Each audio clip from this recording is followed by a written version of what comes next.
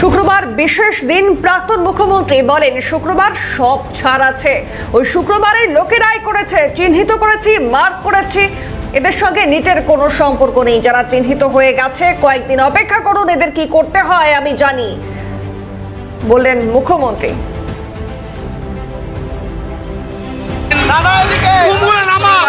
বিশেষ দিন প্রাক্তন মুখ্যমন্ত্রী বলেন না শুক্রবার সব ছাড় আছে।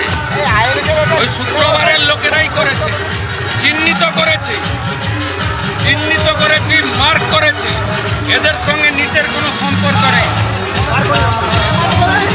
আগের প্রাক্তন মুখ্যমন্ত্রী যিনি এখানে হেরেছেন তিনি বারবার বলেন না শুক্রবার তো ওরা করবে। তাই আজকে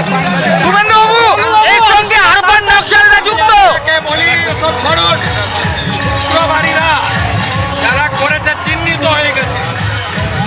কয়েকটা দিন অপেক্ষা করুন,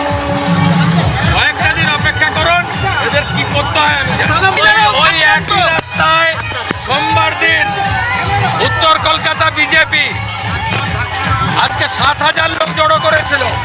14,000 লোককে নিয়ে তেরঙ্গা যাত্রা করবে।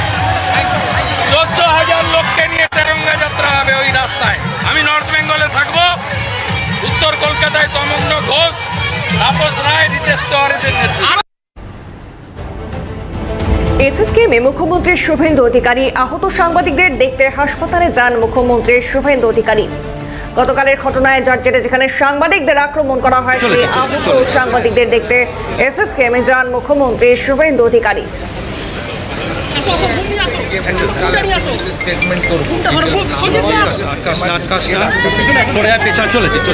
চলে